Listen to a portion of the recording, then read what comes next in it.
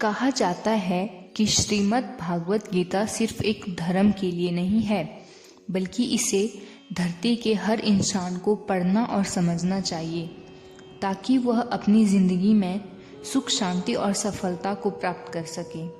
भगवत गीता में कुल 18 अध्याय हैं और इन 18 अध्यायों में कुल 700 श्लोक हैं, जो सभी के लिए पढ़ पाना थोड़ा मुश्किल है।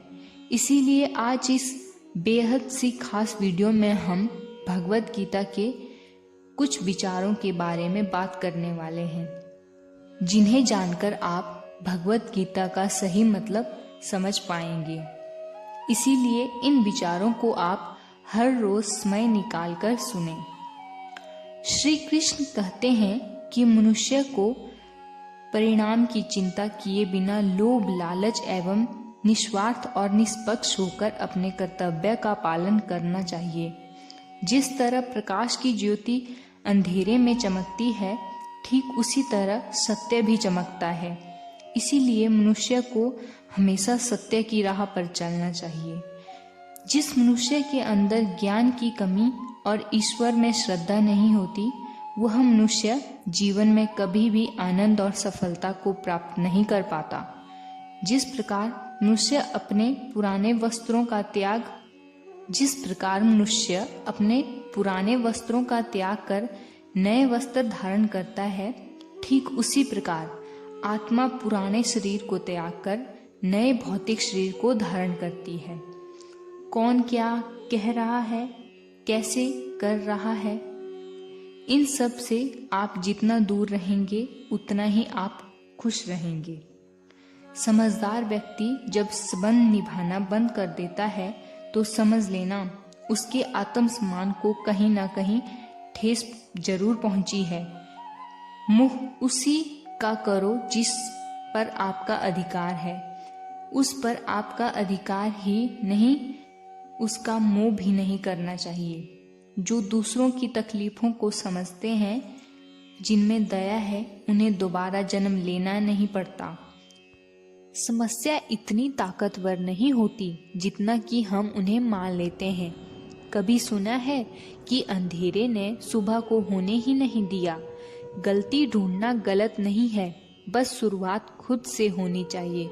जरूरी नहीं हर बार आपके शब्दों को सही समझा जाए, इसीलिए कभी कभी चुप रहना ही ज्यादा बेहतर होता है। तो जितना अधिक शांत होता है, वो उतना ही अधिक गहराई से अपनी बुद्धि का प्रयोग कर सकता है। निंदा से घबराकर अपने लक्ष्य को कभी ना छोड़ें, क्योंकि लक्ष्य मिलते ही निंदा करने वालों की राय बदल जाती है। आपकी हार और जीत आपकी सोच पर निर्भर करती है। इसीलिए मान लो तो हार ही होगी और ठान लो तो जीत ही होगी।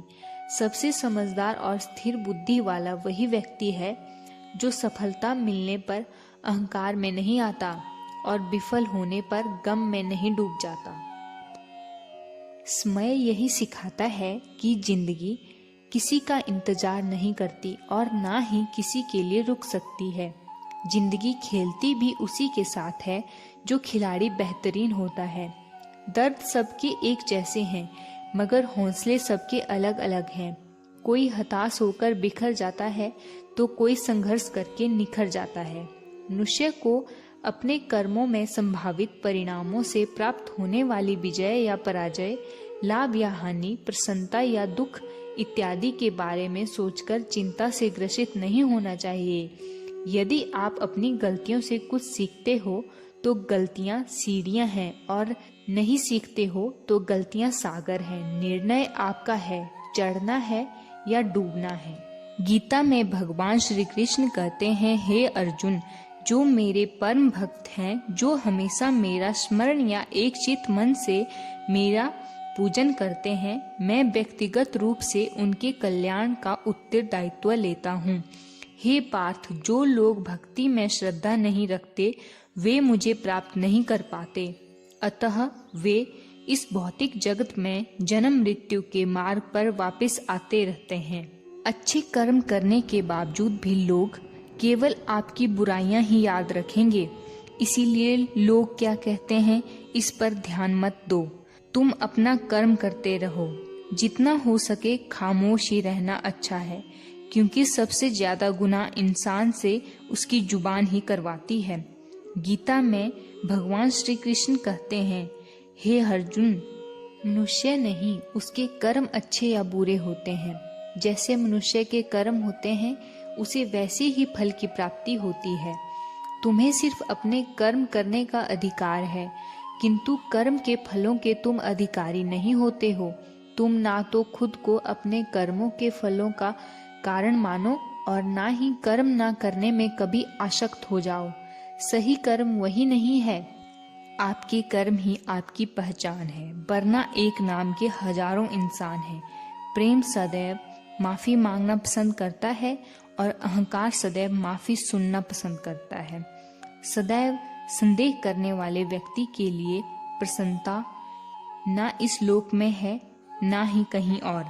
कर्म वह फसल है जिसे इंसान को हर हाल में काटना ही पड़ता है। इसीलिए हमेशा अच्छे बीज बोएं ताकि फसल अच्छी हो। जो होने वाला है वो होकर ही रहता है और जो नहीं होने वाला है वो कभी नहीं होता। सही कर्म वह नहीं है जिसके परिणाम सही हो, अपितु सही कर्म वह है जिसका उद्देश्य कभी गलत ना हो। संसार में कोई भी मनुष्य सर्वगुण संपन्न नहीं होता, इसीलिए कुछ कमियों को नजरअंदाज करके रिश्ते बनाए रखिए। जब भविष्य धुंधला पड़ना लग जाता है तब आपको अपने वर्तमान में ध्यान केंद्रित करने की आवश्यकता है। कोशिश कर हल निकलेगा, आज नहीं तो कल निकलेगा।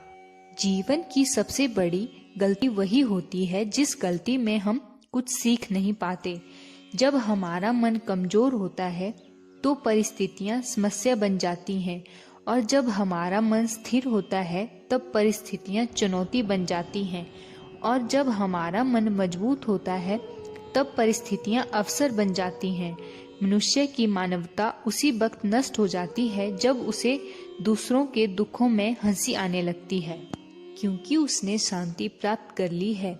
ऐसे मनुष्य के लिए सुख दुख, सर्दी गर्मी, मान अपमान भी एक जैसे होते हैं। मुश्किलें केवल बेहतरीन लोगों के हिस्से में आती है, क्योंकि वही लोग उसे बेहतरीन तरीके से अंजाम देने की काबिलियत रखते हैं।